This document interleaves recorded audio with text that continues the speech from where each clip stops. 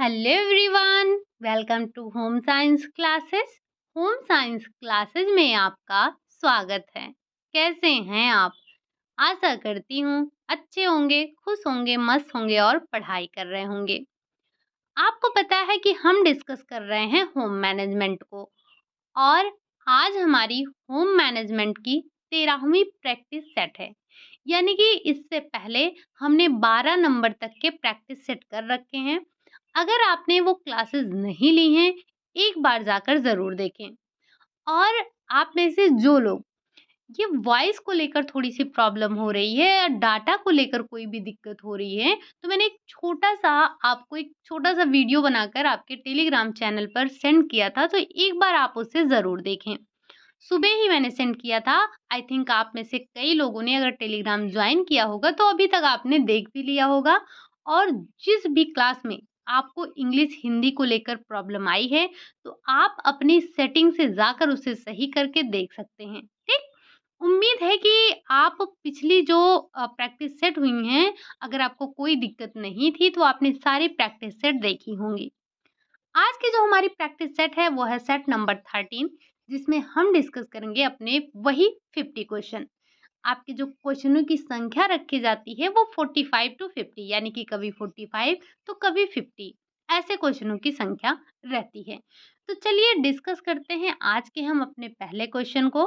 But उससे पहले आपसे रिक्वेस्ट है कि पेन और नोटबुक लेकर ज़रूर बैठा कीजिए, क्योंकि कुछ चीज़ें आपको नहीं मिलती हैं, तो उन्हें नोट डाउन ज़रूर कर लिया कीजिए, क्योंकि क्वेश्चन के फॉर्म में ये हमारे सामने आ जाते हैं और बाद में हमें दिक्कत हो जाती है।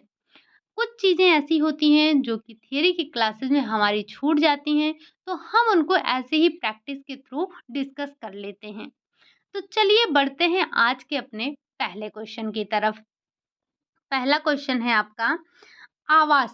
कल हमने लास्ट क्वेश्चन जो किया था, वो यही नक्शे, भूमि इन्हीं सब से संबंधित था। तो आज के जो हमारे क्वेश्चनों की सीरीज़ शुरू हो रही है, वो यही भूमिखंड, आवास, नक्शा इन्हीं सब से हम शुरुआत कर रहे हैं। तो कुछ पॉइंट आपको ऐसे मिलेंगे जो कि आपको ध्यान रखने हैं और हम अपनी थियरी की क्लासेस में डिस्कस नहीं किए होते हैं। तो पहला क्वेश्चन कह रहा है, आवास का वास्तविक रूप किस प्रकार के नक्शे में दिया जाता है?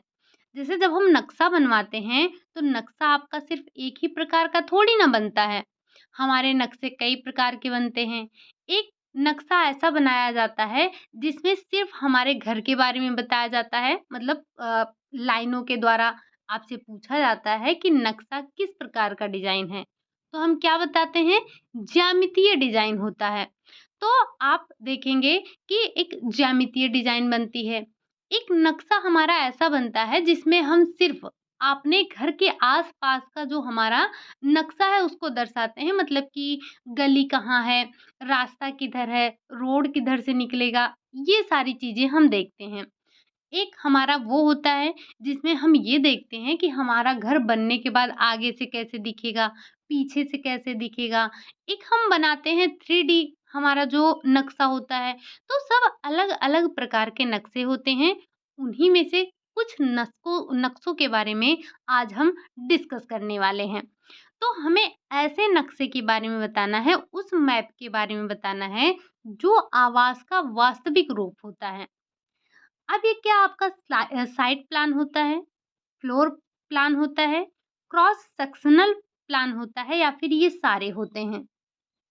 तो अगर हम वास्तविक रूप देखना चाहते हैं, तो वो हमें फ्लोर प्लान में देखने को मिलता है। फ्लोर प्लान में क्या होता है? आवास का वास्तविक रूप आपको नक्शे पर देखने को मिलता है।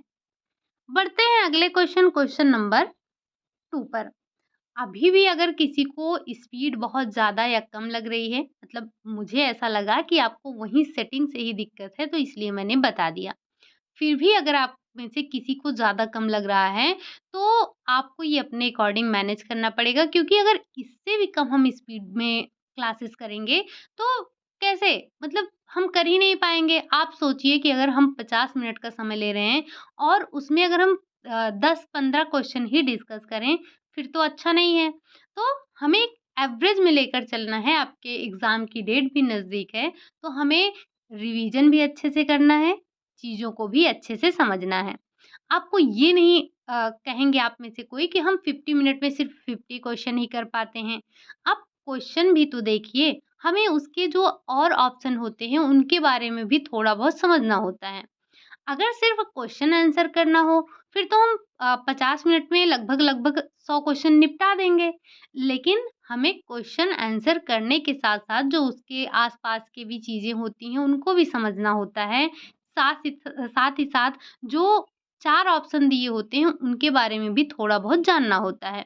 तो इसलिए थोड़ी-सी हमें क्लासेस लेंदी हो जाती हैं हमारी, थोड़ी-सी चीज़ें ज़्यादा चल जाती हैं। बट हमें चीज़ों को समझने की आवश्यकता है।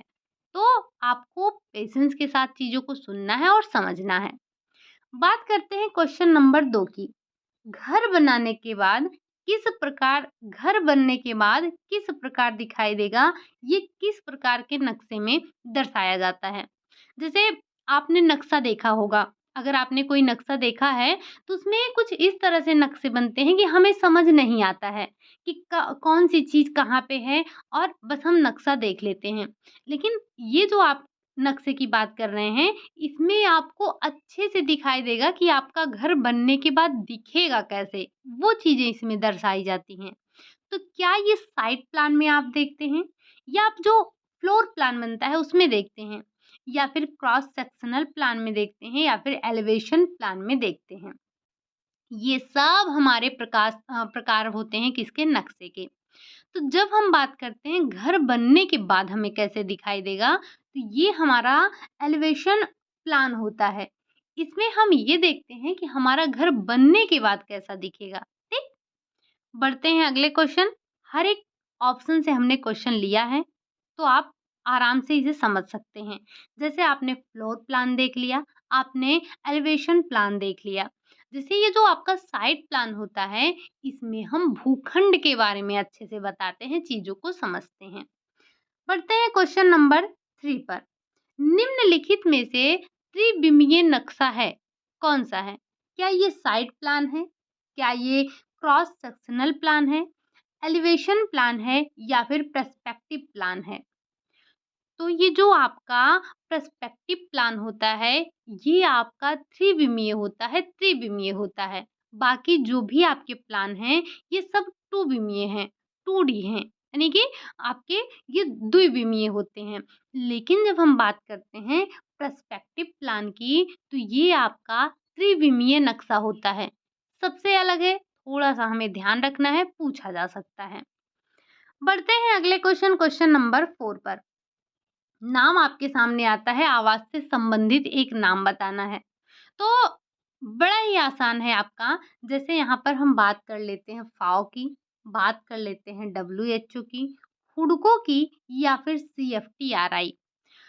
तो आप ये बहुत अच्छे से जानते हैं, ऑप्शन के अकॉर्डिंग आपका एक ही ऐसा टर्म है, एक ही ऐसा शब्द है जो कि आपकी आवाज़ से संबंधित है, जिसका नाम है हुडको।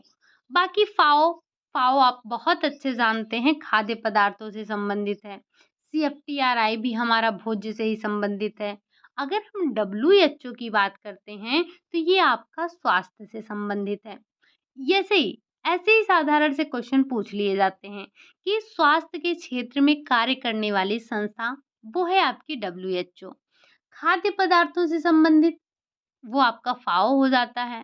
आपसे पूछा जाता है हमारी संस्कृति की रक्षा करना, विश्व धरोहर, ये किसका कार्य है? तो ये यूनेस्को करता है। साथ ही साथ आपसे पूछा जाता है कि बच्चों के लिए कार्य करने वाली संस्था कौन-सी है? अच्छा, ये क्वेश्चन जो है आपका मैं देखती हूँ किसी पीवाईक्यू में, यूथ में ही आपके मिलेगा, करवाती हूँ आपका बीच में। उसमें आपका ये दिया था कि ये जो यूनेस्को है, सॉरी, ये जो आपका यूनिसेफ है, ये बच्चों के लिए कार्य करता है। ये हम बहुत अच्छे से जानते हैं कि ये बच्चों के लिए कार्य करता है। लेकिन एक आपका ऑप्शन ऐसा भी था जिसमें दिया था कि महिलाओं के लिए कार्य करता है। और बड़े दुःख की बात ये है कि अलग-अलग एग्ज़ामों में इन दोनों को ही सही माना गया है। तो ऐसे में हमारे लिए थोड़ी-सी दिक्कत हो जाती है कि हम किसको सही मानें। तो हमें थोड़ा-सा ऑप्शन के अकॉर्डिंग चलना होगा, देखना होगा कि हमारे ऑप्शन कैसे दिए गए हैं। बट जिस क्वेश्चन की मैं बात कर रही हूँ, उसमें आपके क्वेश्चन और ऑप्शन दोनों ही सेम थे, बट अलग-अलग एग्ज़ामों में उन दोनों को अलग-अलग आंसर राइट किया गया है। तो इस तरह के क्वेश्चन थोड़े-से हमारे लिए टिपिकल हो जाते हैं और ये गलत होने के चांसेस भी काफ़ी रहते हैं, क्योंकि हमें नहीं पता कि एग्ज़ामिनर किसको सही मानेगा। बाकी हम ये बहुत अच्छे से जानते हैं ना कि यूनिसेफ बच्चों के लिए कार्य करता है, जल के भी क्षेत्र में कार्य करता है, ठीक? तो ज़रा आप फटाफट इन तीनों का, जो आपका हुडको है उसका तो फुल फॉर्म हम देखेंगे ही, साथ ही आप हमें बता दीजिए कि फाओ, डब्ल्यूएचओ और सीएफटीआरआई, इनका हेडक्वार्टर और इनकी स्थापना कब हुई थी? अगर हम बात करें हुडको, हुडको का फुल फॉर्म क्या है? The housing and urban development corporation limited. इसका फुल फॉर्म आप नोट डाउन कर लीजिएगा, पूछा जा सकता है, ठीक? ये किससे संबंधित है? ये आपका आवास से संबंधित है। ऐसे ही आपसे गृह के बारे में पूछा जाता है, तो गृह क्या करता है? ये गृह आपका भी आवास से संबंधित होता है, ठीक? ये गृह का संबंध हो गया और ये आपका ये जो हुडको है, इन सब का संबंध हाउस से ही होता है, आवास से होता है, घर से संबंधित होते हैं, ठीक? चलिए, बढ़ते हैं अगले क्वेश्चन नंबर 5 पर। आवास के लिए भूमिखंड होना चाहिए। जब आप आवास बनवाना चाह रहे हैं, तो ऐसे में आप भूमिखंड का चयन कैसे करेंगे? क्या भराई का लेंगे भूमिखंड, चिकनी मिट्टी वाला, उभरा भूखंड या फिर उपरोक्त सभी? तो आप भराई का तो कभी लेंगे ही नहीं। बात करते हैं अगर चिकनी मिट्टी, उभरा हुआ, तो हमने एक चीज़ देखा था, क्या? कि आवास के लिए भूमिखंड के लिए जब हम मिट्टी देखें तो कैसी होनी चाहिए? रेतीली होनी चाहिए, ककरीली होनी चाहिए यानी कि पथरीली होनी चाहिए, लेकिन चिकनी मिट्टी, भराई वाली मिट्टी, ये सब चीज़ें नहीं होनी चाहिए। अब भराई वाली हमने समझा था ना कि जैसे गड्ढा होता है, उसमें हम कूड़ा-करकट सब लोग डालते जाते हैं। जैसे आपके गाँव में, ये मान लीजिए आपके गाँव में एक गड्ढा है, बड़ा-सा तालाब है। ये आपका घर है, ये आपके पड़ोसी का घर है, ये इनके पड़ोसी का है, ये इनके पड़ोसी का है, यहाँ पर हमारा हो गया। चलिए, हम भी अपने घर से कचरा लाके यहाँ डाल दिए, ये भी डाल दिए, ये भी डाल दिए, ये भी डाल दिए और ये भी डाल दिए। डालते-डालते एक टाइम ऐसा आया कि ये पूरा एकदम से प्लेन हो गया और फिर क्या हुआ कि हमने इसको खरीद लिया। अब जब आप इसमें जो कूड़ा-करकट डाले हैं, ये इसमें कुछ आपके बायोडिग्रेडेबल होंगे और कुछ नॉन बायोडिग्रेडेबल होंगे। तो जो कुछ ऐसे हमारे खाद्य पदार्थ होते हैं जो कि सड़ने, गलने, इन सब के बाद ये ज़हरीली गैसों का उत्पादन करते हैं। तो हमारे लिए अच्छा नहीं होता है। तो हमें कभी भी भराई वाली ज़मीन लेनी ही नहीं चाहिए। अच्छा, आपने एक चीज़ देखा होगा, ये एग्ज़ाम्पल मैंने आपको पहले भी बताया था कि जब हमारे यहाँ धान लगाए जाते हैं, धान का सीज़न जब आता है, तो उस टाइम पे आपने देखा होगा कई बार ट्रैक्टर खेतों में फँस जाता है। कई बार आपने ये देखा होगा घरवालों से आपने सुना होगा कि ये पटंधर था, यानी कि वहाँ पर पहले गड्ढा था, फिर उसको धीरे-धीरे कूड़े-करकट वग़ैरह से उसको पाट दिया गया। तो ये अच्छा नहीं होता है। यही आपका भराई वाला ज़मीन होता है, बाकी और इसमें कुछ सोना-चांदी थोड़ी ना लाके भरते हैं। बात करते हैं हम आवास के लिए जो सबसे अच्छा होता है, तो वो आपका उभरा हुआ भूखंड अच्छा होता है। हम जब आवास लेते हैं तो इन सारी चीज़ों का ध्यान रखते हैं। हमारा आवास किस ऊँचाई पर है। अब जैसे हमारा घर इधर है, ठीक? यहाँ पर है, रास्ता इधर थोड़ी-सी ढलान पे है। तो हमें क्या करना है, यहाँ पे घर बनाना है ना कि यहाँ पर, ठीक? तो हमें इन सब चीज़ों का ध्यान रखना है। बाकी जब हम एक आवास के लिए अच्छे भूखंड की बात करेंगे तो हमें उभरा हुआ भूखंड लेना है। बढ़ते हैं अगले क्वेश्चन नंबर 6 पर। कह रहा है, निम्नलिखित में से किस मिट्टी में पानी सोखने की क्षमता सर्वाधिक है? क्या कंकरीली में है, पथरीली में है, रेतीली में है या फिर चिकनी में है? तो भाई हम चिकनी मिट्टी इसीलिए तो नहीं ले रहे थे क्योंकि ये पानी को एब्ज़ॉर्ब नहीं करता है। बाकी जब हम घर बनाने के लिए, अच्छा, यहाँ पे अभी जैसे आपका 4 ऑप्शन तो है। सबसे पहले हम देख लेते हैं जो हमसे यहाँ पर क्वेश्चन पूछा है, उसके बाद यहाँ पर आपके लिए क्वेश्चन फ्रेम होगा। ऑप्शन यही, क्वेश्चन अलग। जैसे मिट्टी कौन सबसे ज़्यादा पानी सोखने वाली है? आपने देखा होगा जो रेतीली मिट्टी होती है, ये पानी को सबसे ज़्यादा एब्ज़ॉर्ब करती है। इसका राइट आंसर तो आपका हो गया रेतीली। और ये जो कंकरीली और पथरीली मिट्टी है, ये आपका पानी रिस-रिस के नीचे चला जाता है, ठीक? लेकिन चिकनी मिट्टी में ऐसा नहीं होता है, पानी आपका सोखता नहीं है और ना ही नीचे जाता है। क्वेश्चन आपके लिए क्या है? इसका राइट आंसर तो आपका हो गया रेतीली मिट्टी। क्वेश्चन आपके लिए ये है कि इनमें से कौन-सा घर बनाने के लिए मिट्टी अच्छी नहीं होती है? ठीक? बढ़ते हैं, आप बताएँगे इसको, ऑप्शन यही है आपका। हम बढ़ते हैं अगले क्वेश्चन नंबर 7 पर। आ जाते हैं थोड़ा-सा, अभी ये हम थोड़ी-सी आवाज़ के बारे में चर्चा कर रहे हैं। तो अब जब आप आवाज़ बना ही रहे हैं, तो आपको ये पता होना चाहिए ना, ईंट क्या है, बालू क्या है, पत्थर क्या है, शीशा क्या है, इन सब का उपयोग क्या है? तो थोड़ा-सा इसी वक़्त हम ईंट के बारे में भी बात कर लेते हैं। ईंट के लाल रंग के लिए ज़िम्मेदार है। आपने देखा होगा ईंट जो होती है वो आपकी रेड कलर की होती है, लाल होती है। तो कारण क्या है? क्या इसमें एल्युमिनियम ऑक्साइड होता है, मैग्नीशियम ऑक्साइड होता है, कैल्शियम ऑक्साइड होता है या फिर लौह ऑक्साइड होता है? आप हर जगह की मिट्टी से ईंट नहीं बना सकते हैं। क्यों? क्योंकि उसमें जो तत्व चाहिए होते हैं वो पाए नहीं जाते हैं। अब कुछ मिट्टियों में हम लाके अलग से मिलाते हैं और कुछ जगहों पर पाए जाते हैं। तो ये जो ईंट का लाल रंग है, इसके लिए ज़िम्मेदार क्या है? तो ये जो आपका लौह ऑक्साइड होता है, यही ईंट के लाल रंग के लिए ज़िम्मेदार होता है। कौन? यही आपका लौह ऑक्साइड। ये आप एल्युमिनियम ऑक्साइड देख रहे हैं, मैग्नीशियम ऑक्साइड देख रहे हैं, कैल्शियम ऑक्साइड देख रहे हैं। ये सारे के सारे जो तत्व हैं, इनका उपयोग हम ईंट में करते हैं या ईंट में पाए जाते हैं। लेकिन हर एक तत्व का अपना-अपना अलग-अलग कार्य होता है। जैसे जब हमने लौह ऑक्साइड की बात की, तो ये लाल रंग देने का कार्य करता है। अब ऐसे आगे हम देखते हैं कि एल्युमिनियम, मैग्नीशियम, कैल्शियम ये सब क्या करते हैं।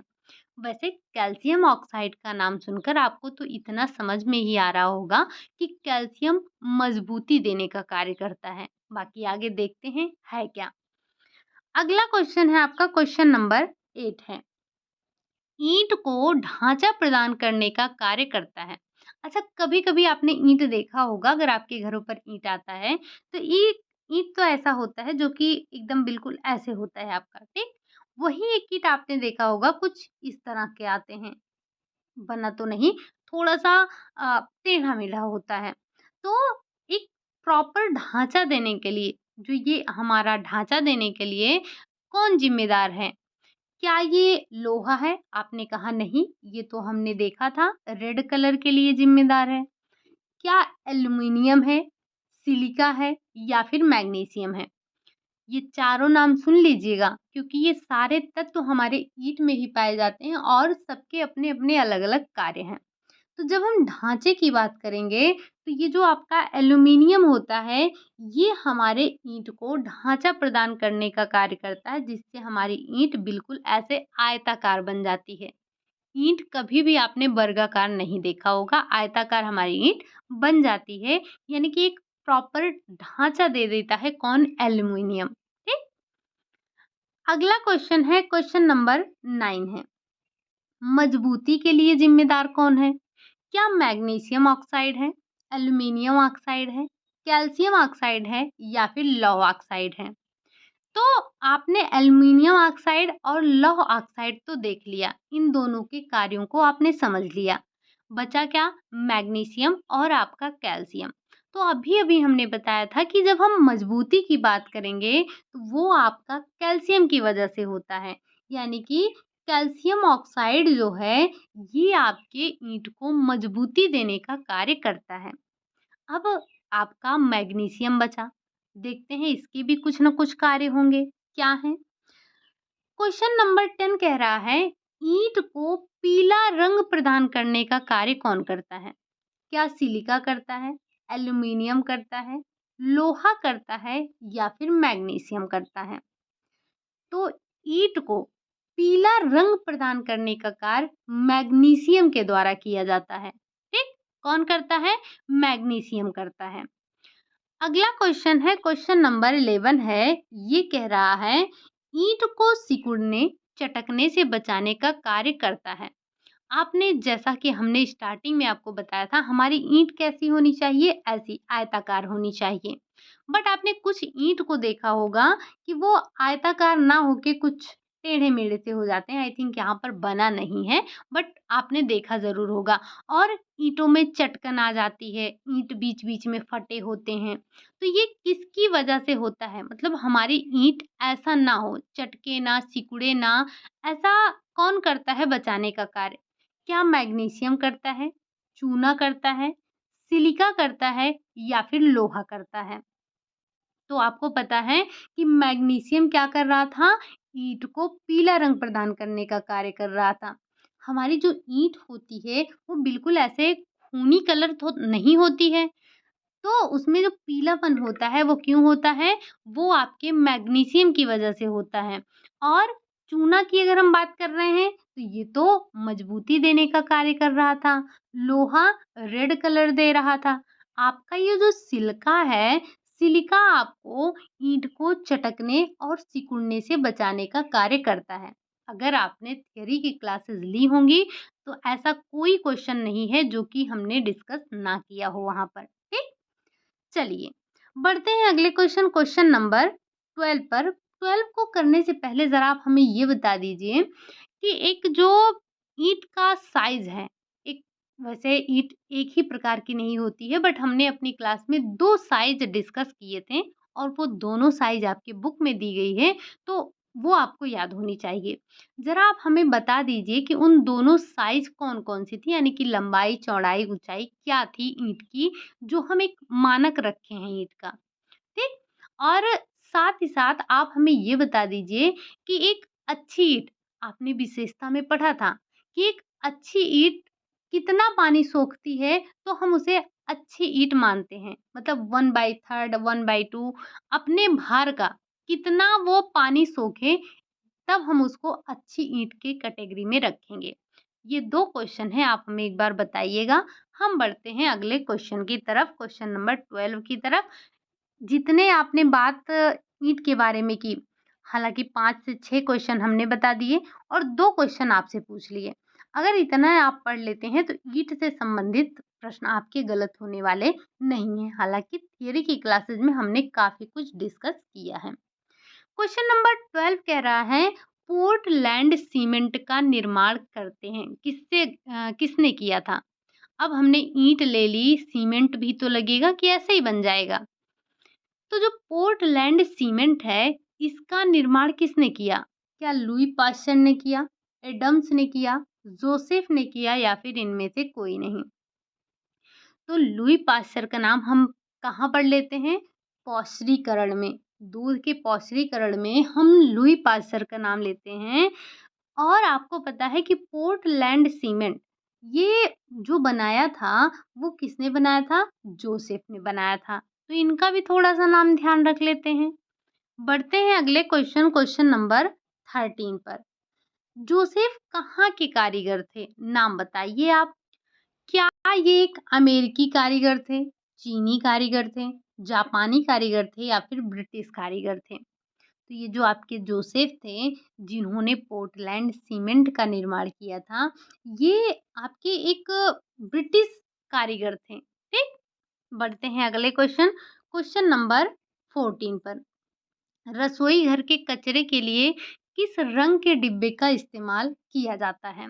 आप हरा डिब्बा, नीला डिब्बा, पीला डिब्बा, काला डिब्बा, सारे रंग के डिब्बे इस्तेमाल करते हैं, लेकिन अलग-अलग जगहों पर। जब हम कूड़े की बात करते हैं, कचरे की बात करते हैं, तो 2 ही डिब्बा हमारे सामने आता है, एक नीला और एक हरा। ये तो आपको भ्रम में डालने के लिए रख दिया गया है 2 नाम, बाकी इनका भी संबंध कचरे से ही है, लेकिन घरेलू कचरे से नहीं। ये हमारा इनका संबंध जो अस्पताल में कचरे होते हैं उनसे है। तो ज़रा हम देख लेते हैं कि जो घर के कचरे हैं, उनके लिए रसोई घर के कचरे के लिए किस रंग के डिब्बे का इस्तेमाल किया जाता है? हालाँकि यहाँ पर आपके अगर थोड़ा-सा इस क्वेश्चन को और अच्छा बनाया जाए तो रसोई घर के कचरे में गीले कचरे या सूखे, हालाँकि सूखे कचरे में हम इनका नाम बहुत कम रखते हैं, गीले कचरे हमारे ज़्यादा आ जाते हैं। तो इसीलिए हम रसोई घर के कचरे को गीला कचरा नाम नहीं देते हैं।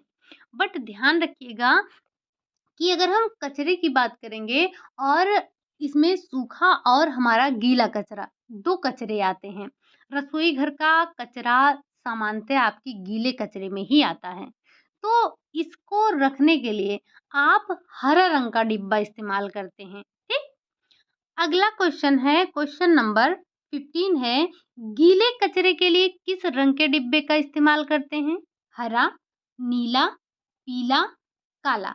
तो अभी-अभी हमने बताया कि जो हमारे रसोई घर का कचरा होता है वो सामान्यतः गीला होता है और गीले कचरे के लिए हम हरे रंग के डिब्बे का इस्तेमाल करते हैं। तो आपको पता है कि सूखे कचरे के लिए किस रंग के डिब्बे का इस्तेमाल होगा? नीले रंग का इस्तेमाल होगा। दोनों पॉइंट यहाँ पर समझते हुए चलिएगा। अगला क्वेश्चन है, क्वेश्चन नंबर 16 है। कह रहा है प्लास्टिक बॉटल हो गया, कवर हो गया, पुराने कपड़े इत्यादि हो गए, किस प्रकार के कचरे के अंतर्गत आते हैं? क्या ये सूखा कचरा है, गीला कचरा है, हरा कचरा है या फिर इनमें से कोई नहीं? तो हरा कचरा जैसा हमने कुछ पढ़ा ही नहीं था, हमने गीला और सूखा कचरा पढ़ा था। ये तो हरा डिब्बा और नीला डिब्बा था, जो कि हरा डिब्बा गीले कचरे के लिए था और नीला डिब्बा सूखे कचरे के लिए था। तो लेकिन यहाँ पर हमसे ये नहीं पूछ रहा है, हमसे पूछ रहा है कि ये जो आपकी प्लास्टिक की बॉटल वगैरह हैं, ये किस कचरे के अंतर्गत आती हैं? तो हमें पता है ना कि सूखे कचरे के अंतर्गत आएँगी। ज़रा आप हमें ये बता दीजिए कि अगर जो ये हमारी प्लास्टिक बॉटल हो गए, कवर हो गए, पुराने जैसे चिप्स, टॉफ़ी वगैरह के रैपर्स हो गए, इनको हम किस रंग के डिब्बे में रखेंगे? बाकी इसका राइट आंसर क्या था हमारा कि ये सूखे कचरे के अंतर्गत आता है। बस आप हमें बता दीजिए कि ये किस रंग के डिब्बे में हम रखेंगे। बाकी बढ़ते हैं अगले क्वेश्चन, क्वेश्चन नंबर 17। निम्नलिखित में से बायोडिग्रेडेबल कचरा है। बायोडिग्रेडेबल जो ऐसे कचरे जिनको ये जो आपके जीवाणु हैं या जीव-जंतु हैं इनको नष्ट कर देते हैं या धीरे-धीरे ये गल जाते हैं, जिनको खाद वगैरह बन जाते हैं, वो हमारे बायोडिग्रेडेबल होते हैं और जिनको जीवाणु नहीं नष्ट कर पाते हैं, वो हमारे नॉन बायोडिग्रेडेबल होते हैं। तो आपको बताना है कि इनमें से क्या बायोडिग्रेडेबल कचरा है? टॉफ़ी का रैपर है, धातु के कैन हैं, फल के छिलके हैं या फिर प्लास्टिक बॉटल हैं। अच्छा, एक चीज़ और समझिएगा जैसे हरे रंग के डिब्बे का इस्तेमाल किसके लिए करते हैं? गीले कचरे के लिए। गीले कचरे आपके बायोडिग्रेडेबल होते हैं, ठीक? तो अगर कभी आपसे ऐसे थोड़ा-सा घुमा कर पूछे कि बायोडिग्रेडेबल कचरों के लिए किस रंग के डिब्बे का इस्तेमाल करेंगे, तो आप क्या बताएँगे? हरे रंग का डिब्बा, ठीक? चलिए, तो यहाँ पर हमसे बायोडिग्रेडेबल पूछा था, तो इसमें आपका एक ही ऑप्शन ऐसा है जो कि फल के छिलके हैं और ये कैसे कचरे हैं, तो हम इनको रसोई के कचरे के अंतर्गत रखेंगे। अब रसोई के कचरे हैं, तो गीले कचरे हो गए, गीले कचरे हो गए, हम इनको हरे डिब्बे में रखेंगे। देखिए, एक ही क्वेश्चन है, एक ही क्वेश्चन से आपके कई क्वेश्चन बन रहे हैं, तो बस चीज़ों को थोड़ा-सा समझ कर चलना है, क्वेश्चन हमारे लिए आसान होते अपने आप चले जाएँगे। बढ़ते हैं अगले क्वेश्चन, क्वेश्चन नंबर 18 पर कह रहा है, निम्नलिखित में से नॉन बायोडिग्रेडेबल कचरा है, सड़े दाल, दाल-रोटी, हरी सब्जियाँ, प्रसाधन सामग्री। तो अब देखिए, ये अगर हम सड़े फल की बात करें, तो ये हमारे रसोई के कचरे हैं। दाल-रोटी, ये भी रसोई के ही कचरे हैं।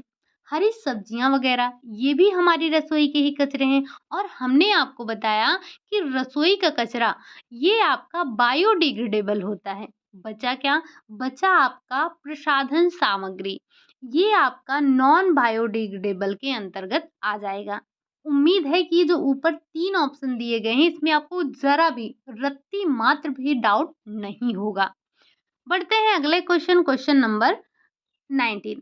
अच्छा, यहाँ पर जब हमने बात की क्वेश्चन नंबर 18 में कि ये आपका बायोडिग्रेडेबल है, यानी कि नॉन बायोडिग्रेडेबल है। तो अगर हम खैर छोड़िए, अभी हमने पिछला क्वेश्चन जो पूछा है आप उसका आंसर दीजिए, बाकी बढ़ते हैं क्वेश्चन नंबर 19 पर। इन्हें थोड़ा-सा ध्यान से पढ़िएगा क्योंकि ये आपको हमेशा प्रैक्टिस में नहीं मिलते हैं और थोड़ा-सा हमें यहाँ पर इन चीज़ों को ध्यान भी रखना है। तो ये आप जो लाल, पीला, नीला, काला ये जितना भी डिब्बा देख रहे हैं, ये सारे डिब्बे जो हैं हॉस्पिटल्स में इस्तेमाल किए जाते हैं, लेकिन अलग-अलग चीज़ों के लिए। जैसे जो अस्पताल में यूरिन बैग होता है, ट्यूब के पाइप हो गए, सिरिंज हो गए, ग्लव्स हो गए, ये सब यूज़ करने के बाद रखे तो जाते होंगे, मतलब डस्टबिन में रखे जाते होंगे। तो इसके लिए आप किस रंग के डिब्बे का इस्तेमाल करते हैं? क्या लाल रंग का डिब्बा, पीला, नीला या फिर काला? तो ये जो हमारे वेस्ट होते हैं, खराब चीज़ें होती हैं, इनके लिए हम लाल रंग का डिब्बा इस्तेमाल करते हैं। आपने अस्पतालों में इन सारे रंग के डिब्बे देखे होंगे, ठीक? अगला क्वेश्चन है, क्वेश्चन नंबर 20 है। अस्पताल में बेकार दवाइयाँ, जैसे जो दवाइयाँ खराब हो जाती हैं, तो उनको हम किस रंग के डिब्बे में रखते हैं? क्या ये काला डिब्बा है, पीला, नीला, लाल? तो खराब दवाइयों को रखने के लिए हम काले डिब्बे का इस्तेमाल करते हैं।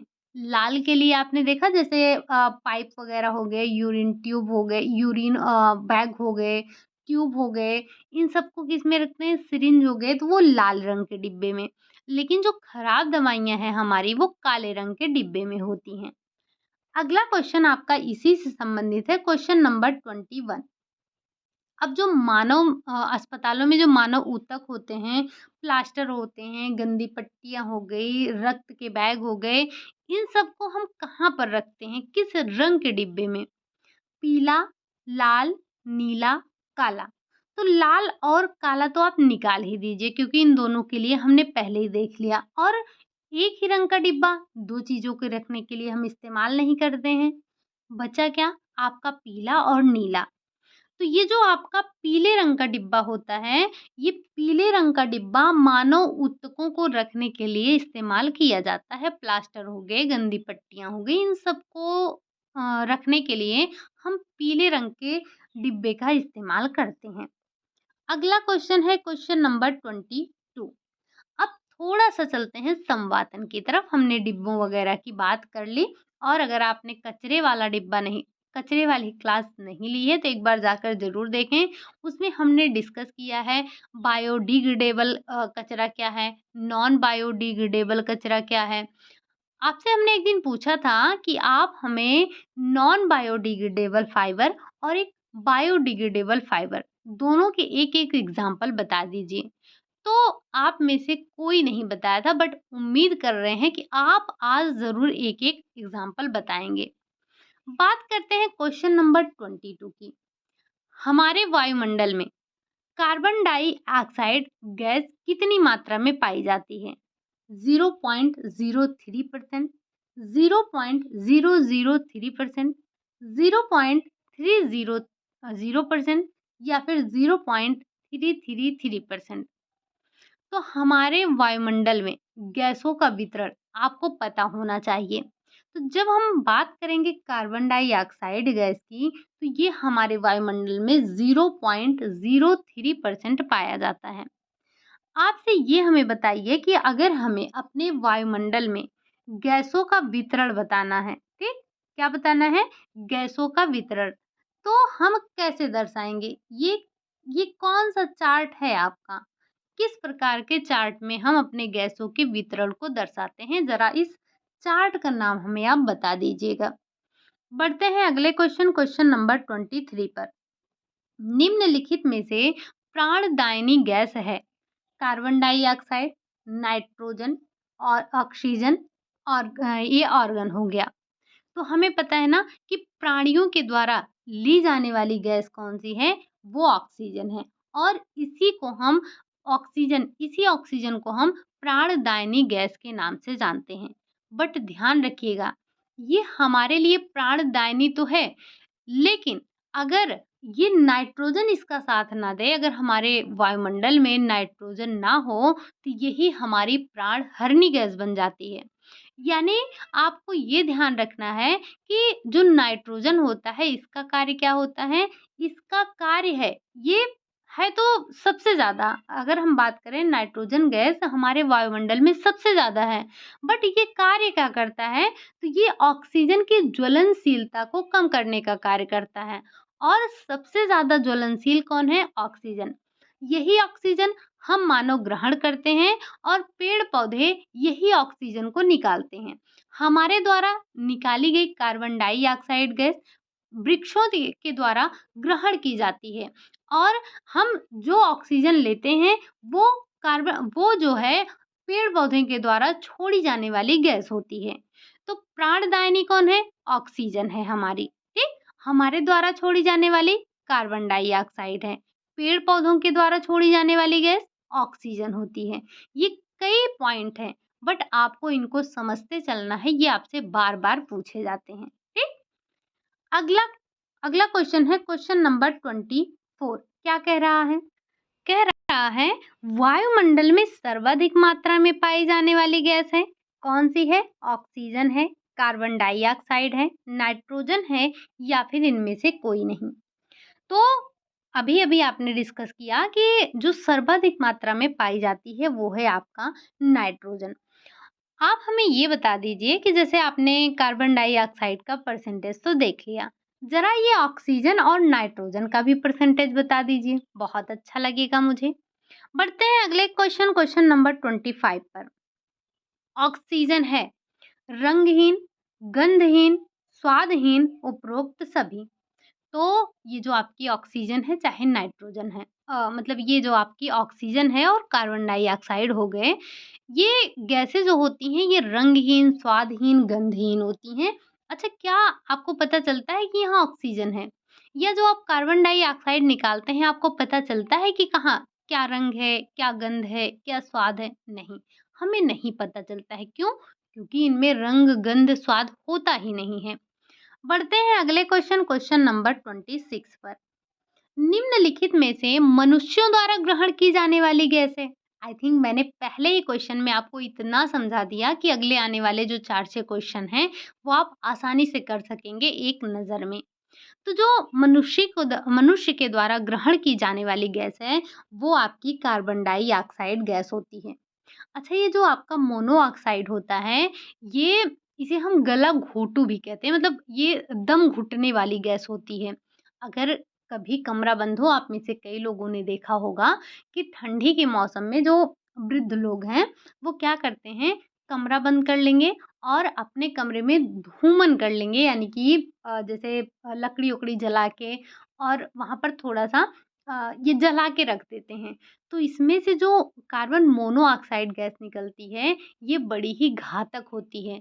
कई बार आपने सुना होगा कि लोग ठंड में अपने घर में अलाव जलाकर सो रहे थे और उनकी रात में मृत्यु हो गई। रीज़न क्या होता है कि यही कार्बन मोनोऑक्साइड गैस निकलती है और ये आपकी जान ले लेती है, ठीक? बाकी ऑक्सीजन तो आपने देखा ही कि हम इसे प्राणदायिनी कहते हैं। बट अगर नाइट्रोजन ना हो तो यही गैस हमारी प्राण हरनी गैस हो जाएगी। हर एक चीज़ अपने आप जलने लगेगा, ठीक?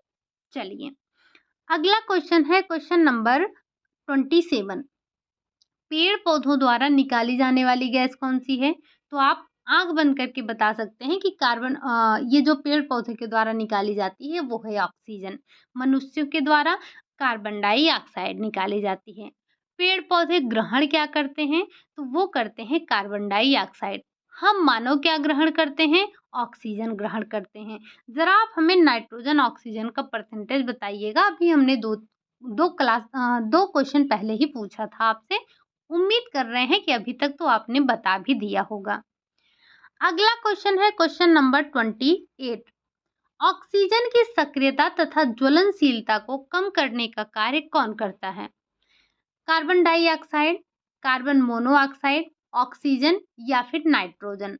तो अभी हमने बताया कि नाइट्रोजन का काम ही यही है कि जो हमारा ऑक्सीजन है, उसकी सक्रियता को कम करे, उसकी ज्वलनशीलता को कम करे। यानी कि ऑक्सीजन की सक्रियता और ज्वलनशीलता को कम करने का कार्य नाइट्रोजन करता है। अगर यही नाइट्रोजन ना हो, तो हर एक चीज़ जलने लगेगी। ऑक्सीजन क्या करता है? जलने लगता है, जलने में सहायक होता है। अच्छा कभी आपने ये देखा हो अच्छा एक चीज़ आपने और नोटिस किया होगा, जैसे जब आप दीपक वग़ैरह जलाते हैं, अगर उसको ऑक्सीजन ना मिले यानी कि अगर आप उसको किसी किसी चीज़ से ढक देते हैं, वो जलता नहीं है, बुझ जाता है तुरंत, है ना? चलिए, तो ये जो आपके ऑक्सीजन है, ये जलने में सहायक है। नाइट्रोजन जो है, वो ऑक्सीजन को ज्वलनशीलता कम करने का कार्य करता है, ठीक? बढ़ते हैं अगले क्वेश्चन। ये जो आप वायुमंडल में गैसों का वितरण पढ़ रहे हैं, ये चीज़ आपने 6th क्लास से लेकर मतलब जब आप जियोग्राफी पढ़ते हैं, ज्योग्राफी में भी आप ये पढ़ते हैं। तो ये हम बहुत पहले से पढ़ते आ रहे हैं, कोई नई चीज़ नहीं है। बस हमने रिवाइज़ नहीं किया है तो हमारे दिमाग से निकल जाता है। बाकी ये कॉन्सेप्ट जो है ये आपका बहुत छोटी क्लास से ही बताया जाता है आपको, ठीक? चलिए। क्वेश्चन नंबर 29 नाइट्रोजन है क्या है? रंगहीन, गंधहीन, स्वादहीन दोनों मतलब सभी। तो हमें पता है कि नाइट्रोजन जो है ये रंगहीन, गंधहीन, स्वादहीन नहीं तो हमारे वातावरण में इतना नाइट्रोजन है, क्या आपको महकता है या कोई ऐसी खुशबू मिलती है आपको जिससे पता चले कि यहाँ पर नाइट्रोजन है, ये यहाँ पर कार्बन डाइऑक्साइड है, यहाँ पर आपका ऑक्सीजन है, क्या है? नहीं। ये गैसें जो होती हैं इनफैक्ट जो आपके घरों में जो एलपीजी गैस का जो एक सिलेंडर आता है उसमें जो गैस भरी होती है, उसमें भी कोई रंग, कोई गंध, कोई स्वाद नहीं होता है। अब आप कहेंगे कि जब हमारे यहाँ गैस खुलती है तो हमें पता चलता है। तो वो अलग से गंध उसमें डाली जाती है ताकि लीक जब भी करे तो आपको पता चल जाए। नहीं तो अगर कोई गंध नहीं होगी तो सोचिए अगर किसी दिन आपके यहाँ रेगुलेटर जो है वो खुल गया है या किसी वजह से गैस आपकी निकल रही है आपको पता ही नहीं है। आपने क्या किया? आपने लाइटर जलाया और पूरा घर जल गया। तो इन जो गैसें होती हैं आपकी हालाँकि हम कल या परसों में डिस्कस करेंगे कि कौन-सी गैस होती है, कौन-सी नहीं होती है, वज़न कितना होता है, ये सारी चीज़ें हम डिस्कस करेंगे। बट इतना ध्यान रखिएगा कि जो हमारे एलपीजी गैस होती है जो हम घरेलू तौर पर यूज़ करते हैं, उसमें कोई गंध नहीं होती है, कोई स्वाद, कोई रंग नहीं होता है। उसमें अलग से हम गंध डालते हैं ताकि ये जो खतरे होने वाले हैं, उन सब से बचा जा सके। ठीक? बढ़ते हैं अगले क्वेश्चन नंबर 30 पर। ज्वलन व श्वसन की क्रिया के पश्चात उत्पन्न होने वाली गैस है ऑक्सीजन, नाइट्रोजन, कार्बन डाइऑक्साइड या फिर उपरोक्त सभी। तो आपको पता है कि ज्वलन और ऑक्सीजन के बाद श्वसन के बाद जो गैस उत्पन्न होती है वो हमारी कार्बन डाइऑक्साइड ही तो होती है। बढ़ते हैं अगले क्वेश्चन नंबर 31 पर। कार्बन डाइऑक्साइड पाया जाता है कहाँ-कहाँ पर? ये बड़ा अच्छा क्वेश्चन है। जैसे हम ये तो जानते हैं कि कार्बन डाइऑक्साइड हमारे द्वारा हम मनुष्यों के द्वारा निकाला जाता है और पेड़-पौधों के द्वारा ग्रहण किया जाता है। बट ये बताइए कि कार्बन डाइऑक्साइड गैस कहाँ पाया जाता है? खमीरीकरण में, अग्निशामक यंत्र में, रोटी के अंदर या फिर उपरोक्त सभी? तो आपने देखा होगा कि जब भी कहीं पर आग लगती है तो एक रेड कलर का सिलेंडर होता है, उसी से हम आग बुझाते हैं। उसमें गैस क्या होती है? यही CO2 भरी होती है। कार्बन डाइऑक्साइड जो होता है ये आग बुझाने का कार्य करता है। साथ ही साथ खमीरीकरण में भी कार्बन डाइऑक्साइड बनता है और उससे बड़ी बात जो हम रोटियाँ खाते हैं, रोटियाँ बनाते हैं, जब आपने देखा होगा रोटी बनाते हैं आप, उसके बाद उसमें से गैस निकलती है। तो वो कौन-सी गैस होती है? यही आपकी कार्बन डाइऑक्साइड होती है रोटी में भी। यानी कि इन तीनों में आपके कार्बन डाइऑक्साइड गैस पाई जाती है। ध्यान रखिएगा इसे एग्ज़ाम्पल पूछे जाते हैं। अगला क्वेश्चन है क्वेश्चन नंबर 32 क्या कह रहा है? क्वेश्चन नंबर 32 कह रहा है कि कार्बन डाइऑक्साइड की विशेषता है या क्या गहरे स्थान में एकत्रित होता है, जलने की क्रिया में बाधक होता है, अग्नि या आग बुझाने में प्रयोग किया जाता है, उपरोक्त सभी। तो अभी-अभी आपने विशेषता देखी थी क्या? कि ये जो कार्बन डाइऑक्साइड है, ये गहरे स्थानों पर एकत्रित होती है।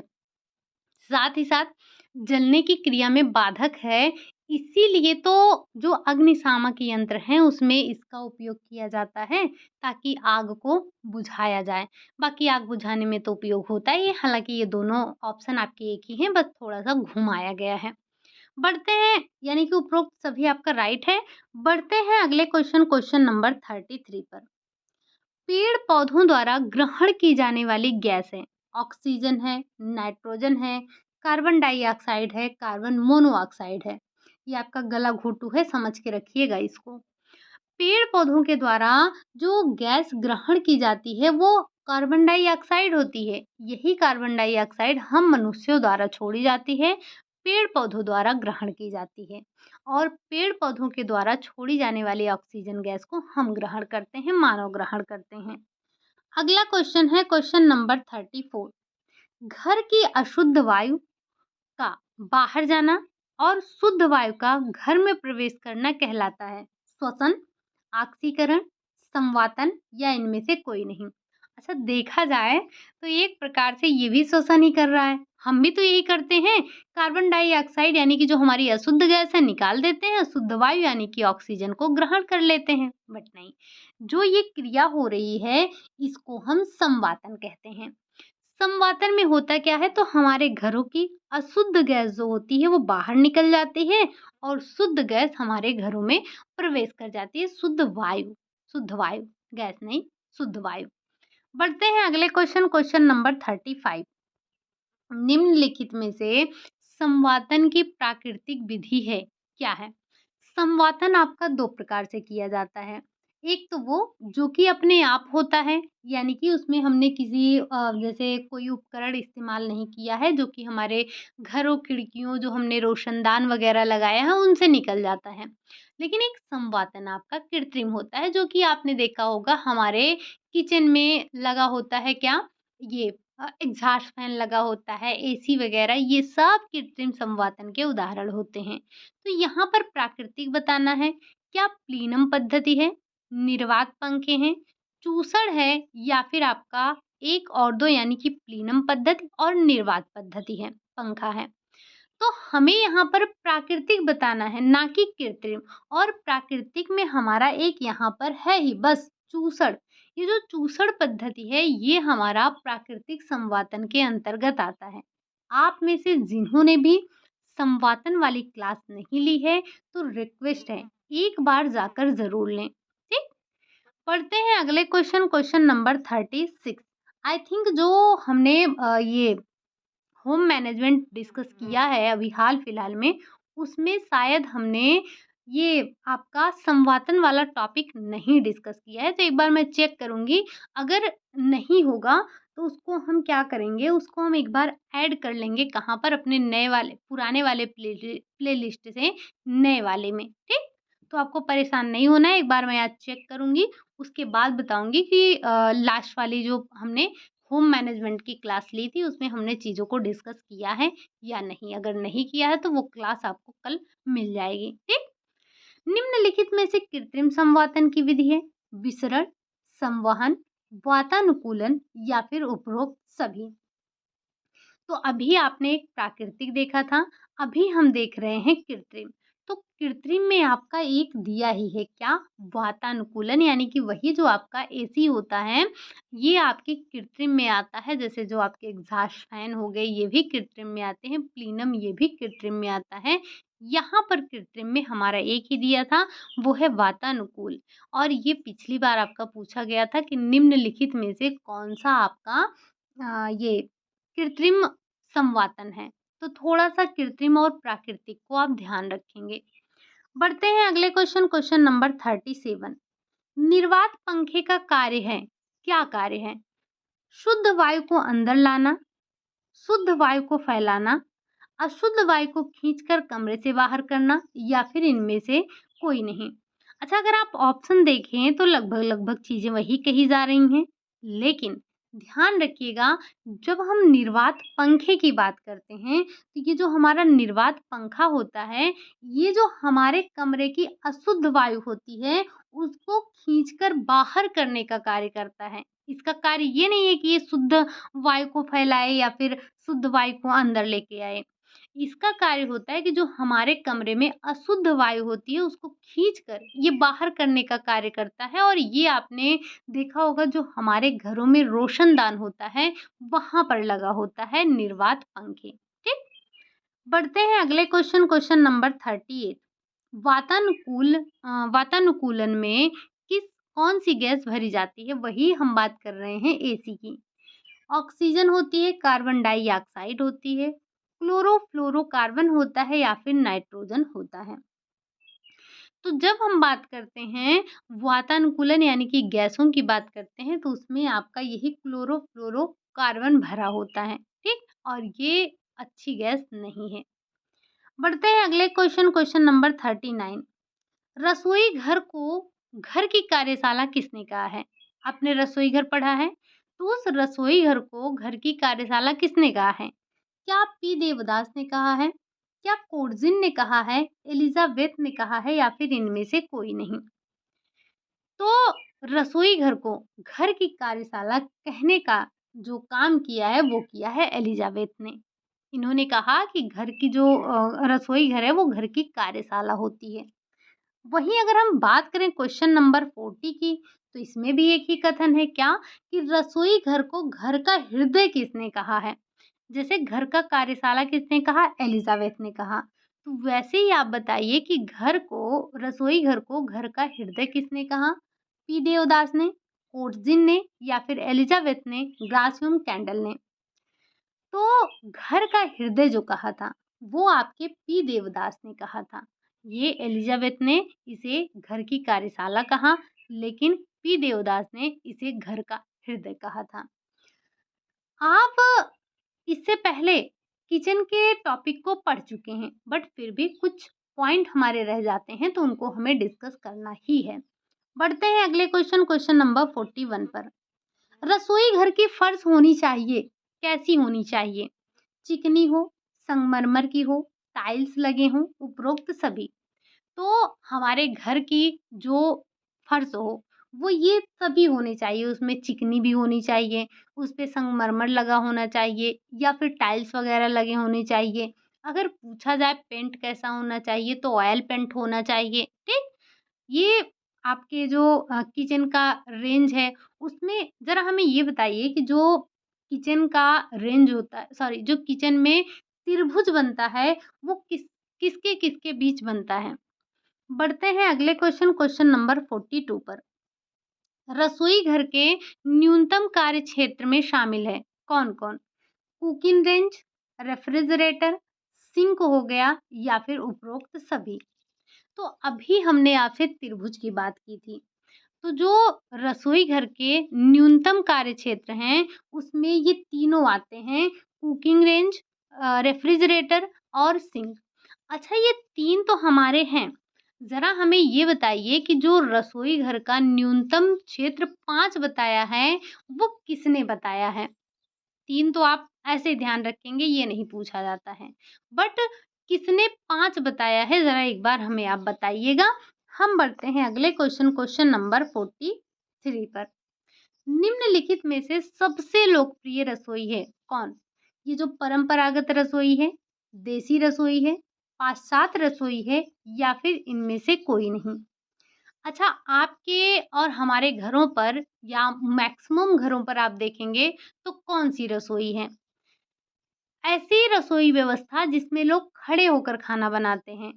हम में से कई लोगों के यहाँ ऐसी व्यवस्था अब हो गई है। गाँव की, शहरों की, हर एक जगह। ऐसा नहीं है कि सिर्फ़ शहरों में ही बन रहा है। अब शहरों में भी गाँव में भी शहरों जैसी व्यवस्था हो गई है। आप अक्सर देखेंगे। तो जो गाँव में भी आपके ये कौन-सी रसोई ज़्यादा लोकप्रिय है? तो आप कहेंगे ये जो पाश्चात्य रसोई है ये ज़्यादा लोकप्रिय है। आप अगर अपने गाँव में अगर गाँव में रहते हैं, आप चले जाइए, जो भी घर बन रहे हैं, बहुत पुराने की बात छोड़ दीजिए, जो बहुत पहले बन गए हों, आज के 10-15 साल पहले, तो उनमें भले आपको नीचे बैठ के खाना बनाने की व्यवस्था देखने को मिल जाए। 20 साल तो तब भी हम कम ही बता रहे हैं, थोड़ा-सा और पीछे जाइए तब तब आप देखेंगे उसके बाद से जो घर वग़ैरह बन रहे हैं, इन सब में आपको किचन की जो व्यवस्था देखने को मिलेगी, वो यही पाश्चात्य रसोई ही देखने को मिलेगी और ये आपका लोकप्रिय भी है। भाई ये टाइम भी कम लेता है और मेहनत भी कम लगता है।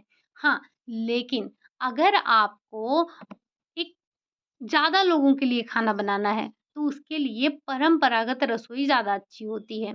आपको पता होगा कि पहले लोग जॉइंट फैमिली में रहते थे, तो 40-40, 35-35 लोगों का एक परिवार हुआ करता था। तो ऐसे परिवारों के लिए खड़े होकर खाना बनाने में ज़्यादा दिक्कत होती थी, बहुत ज़्यादा टाइम तक खड़ा होना रहता था। तो वैसे समय के लिए पाश्चात्य रसोई अच्छी थी। बट अभी क्या है एकल परिवार का कॉन्सेप्ट बढ़ रहा है या अगर संयुक्त परिवार में हैं तब भी 6-7 या 10 लोगों से ज़्यादा का परिवार नहीं होगा, ठीक? 10 से 12 लोगों का, इससे ज़्यादा का परिवार नहीं होता है। हालाँकि ये रेयर ही आपको देखने को मिलेगा इतना, बाकी सब अलग-अलग हो जाते हैं, रहते हैं। तो ऐसे में पाश्चात्य रसोई सबसे अच्छी होती है, आपका टाइम भी कम लेता है, मेहनत भी कम लगती है, खड़े-खड़े खाना बन जाता है, जल्दी भी हो जाता है। तो सबसे लोकप्रिय बनता जा रहा है हमारा पाश्चात्य रसोई, ठीक? अगला क्वेश्चन है और आपने काफ़ी रसोई के प्रकार पढ़े हैं। खड़े होकर खाना बनाने की व्यवस्था होती है किसमें? परंपरागत रसोई में, देसी रसोई में, आधुनिक रसोई में या फिर इनमें से कोई नहीं। तो जो आधुनिक रसोई बन रहे हैं उसी में तो आपको खड़े होकर खाना बनाने को होता है। बाकी परंपरागत में बैठने वाली व्यवस्था होती है। बढ़ते हैं अगले क्वेश्चन नंबर 45 क्या कह रहा है? अच्छा क्वेश्चन नंबर 45 को डिस्कस करने से पहले मैंने एक कमेंट देखा था कोई आप में से कह रहा था कि आप गाँव की बुराई कर रही हैं। भाई हम भी गाँव से हैं। हाँ, हम भी गाँव से ही हैं और हम गाँव की बुराई नहीं कर रहे हैं। एक्चुअली मुझे समझ नहीं आया कि आप किस बात पे कह रहे थे। अगर जो भी आपने ये मैंने देखा आपने एक्सटेंशन एजुकेशन की ही क्लास में एक कमेंट किया था। तो अगर मैंने जो भी आपके एक्सटेंशन एजुकेशन में बताया है, जो भी गाँव को लेकर, वो आपके बुक में आप अगर उठाकर देखेंगे वही बातें बताई गई हैं। उसी के आधार पर हमने आपको बताया है और हम गाँव की बुराई नहीं कर रहे हैं। भाई हम खुद गाँव से हैं तो गाँव की बुराई क्या ही करेंगे? या ऐसा गाँव की बुराई करने में अ, मतलब बुराई क्यों की जाएगी आप ही बताइए? तो वो अगर आपको ऐसा लग रहा है कि हम बुराई कर रहे हैं, तो बुराई नहीं कर रहे हैं भाई वो आपके बुक की बात है, वो उसमें चीज़ें वैसे ही समझाई गई हैं। तो थोड़ा-सा चीज़ों को समझा कीजिए, हम किसी की बुराई नहीं कर रहे हैं। बात करते हैं क्वेश्चन नंबर 45 की कि द्वि-दीवार रसोई को और किस नाम से जाना जाता है? कॉरिडोर रसोई, पुलमैन रसोई, गलियारा रसोई या फिर उपरोक्त सभी। तो द्वि-दीवार रसोई जो होती है, इसको आप और किस नाम से जानते हैं? इसको आप इन सभी नामों से जानते हैं। कॉरिडोर रसोई, पुलमैन रसोई, गलियारा रसोई, ये आपके द्वि-दीवार वाली रसोई होती हैं। अच्छा, आप हमें इसी के साथ बताइए कि जो 2 दीवार वाली रसोई है, इन दोनों के बीच की मिनिमम दूरी कितनी होनी चाहिए? ये जो आपका पुलमैन रसोई है, इस पुलमैन रसोई में आप इन दोनों के बीच की दूरी मिनिमम कितनी होनी चाहिए? हम बढ़ते हैं अगले क्वेश्चन नंबर 46 पर। किस प्रकार के किचन में व्यवस्था आमने-सामने की दीवार पर होती है? क्या एल शेप के किचन में होता है, यू शेप के किचन में होता है, नैरो हॉल किचन में होता है या फिर एक दीवार वाले रसोई में होता है? अभी आपने एक चीज़ देखा था क्या? कॉरिडोर रसोई, पुलमैन रसोई क्या था? ऐसे ही तो था। तो व्यवस्था आमने-सामने ही तो थी। तो आमने-सामने वाले दीवार को हम नैरो हॉल किचन के नाम से जानते हैं, दुई दीवार वाले किचन के नाम से जानते हैं, पुलमैन किचन के नाम से जानते हैं, कॉरिडोर किचन के नाम से जानते हैं। कई नाम हैं इसके तो थोड़ा-सा नामों को भी ध्यान रखते हुए चलिएगा। बढ़ते हैं अगले क्वेश्चन नंबर 47 अमेरिका की किचन स्टडी में सर्वश्रेष्ठ किचन किसे माना गया है? हर एक मतलब अलग-अलग लोगों ने अलग-अलग किचन को अपने-अपने हिसाब से अलग-अलग आदर्श माना है। तो अमेरिका की जो किचन स्टडी है उसमें सर्वश्रेष्ठ किचन किसे माना गया है? क्या यू शेप के किचन को माना गया है, यल शेप के किचन को माना गया है, आई शेप के किचन को माना गया है या फिर इनमें से कोई नहीं? तो अमेरिका की किचन स्टडी के अनुसार जो सबसे अच्छी रसोई उन्होंने माना है वो यल शेप को माना है। ठीक। अगला क्वेश्चन है क्वेश्चन नंबर 48। निम्नलिखित में से कौन सा रसोई घर प्रचलन में नहीं है? शाही रसोई नहीं है, रजवाड़ा रसोई नहीं है, पुलमैन रसोई नहीं है या फिर इनमें से मतलब पहला और दूसरा नहीं है। तो आपने ये जो आपका शाही रसोई है या रजवाड़ा रसोई है, आपने इसे देखा होगा। ये बहुत पहले बना करते थे, अब ये शाही और रजवाड़ा किचन नहीं है। अच्छा, आपने वो देखा होगा जो पहले की अगर हम बात करें मूवीज़ में, जैसे आप ले लीजिए जो ये जोधा अकबर आता था, अगर इसी की बात करें तो उसमें देखिए कितनी बड़ी-बड़ी रसोइयाँ होती थी, जो इस तरह के नाटक पहले आते थे, ऐतिहासिक वाले, तो उसमें आपने देखा होगा किचन कितना बड़ा-बड़ा होता था। यानी यही आपका शाही रजवाड़ा किचन होता था। तो क्या अब ये प्रचलन में है? नहीं, ये प्रचलन में नहीं है। प्रचलन में कौन है? पुलमैन हो गया, यू शेप हो गया, एल शेप हो गया, ये सब प्रचलन में है। ठीक? बढ़ते हैं अगले क्वेश्चन, क्वेश्चन नंबर 49 पर। निम्नलिखित में से किस किचन में खंभे पर व्यवस्था की जाती है? द्वि दीवार वाला किचन, तारक रसोई, रजवाड़ा रसोई या फिर आइसलैंड रसोई? खंभे पर आधारित ये जो आपका आइसलैंड रसोई होता है, इस पर आप चीज़ों को खंभे पर व्यवस्था करते हैं और ये खंभा आपका घूमने वाला होता है। इसमें इलेक्ट्रिक की व्यवस्था भी होती है, सुख-सुविधाएँ ज़्यादा होती हैं, महँगा बहुत होता है, दिव्यांगजन लोगों के लिए ये होता है और सबसे बेकार रसोई यानी कि सबसे ज़्यादा जगह को खराब करने वाला रसोई आपका तारक रसोई होता है, जो ऐसे अब इसमें जगह क्या ही बचेगा? इसमें जगह क्या बचेगा? क्या आप जगह का सदुपयोग कर पाएँगे? तो ये सबसे ज़्यादा बेकार होता है, बाकी रजवाड़ा किचन आपका अब उपयोग में है नहीं, दुई दीवार वाली रसोई सबसे ज़्यादा उपयोग की जाती है और जो आपका पूछा गया खंभे पर आधारित, तो ये आपका जो आइसलैंड किचन है, ये आपका खंभे पर आधारित होता है और ये खंभा आपका घूमता है, इस बात को भी ध्यान रखेंगे। जो दिव्यांग लोग होते हैं ताकि वो एक ही जगह पर बैठकर अपना सारा काम घुमा-घुमा कर सकें। बढ़ते हैं आज के अपने लास्ट क्वेश्चन, क्वेश्चन नंबर 50 पर। क्वेश्चन नंबर 50 क्या कह रहा है? जब अधिकांश लोगों में जब अधिक संख्या में लोगों के लिए खाना बनाना हो, तो किस प्रकार की रसोई प्रयुक्त होती है? एक दीवार वाली, दुई दीवार वाली, प्रायद्वीपीय या फिर आयताकार? अच्छा, यहाँ पर आप अधिकांश लोगों से खाना बनाने का मतलब क्या समझ रहे हैं? जैसे अगर आप अधिकांश लोगों से खाना बनाने का मतलब ये समझें कि जैसे हमारे घरों पर कोई प्रोग्राम होता है, तो खाना बनाया जाता है काफ़ी लोगों के लिए। तो यहाँ पर उस चीज़ के बारे में बात नहीं हो रही है, क्योंकि आप ये समझ सकते हैं ऑप्शन कोई देखकर कि एक दीवार वाली रसोई नहीं, दुई दीवार वाली प्रायद्वीपीय यहाँ पर बात होगी नहीं। बचा क्या? आयताकार रसोई। ये जो आपका आयताकार रसोई होता है, ये कैसा होता है?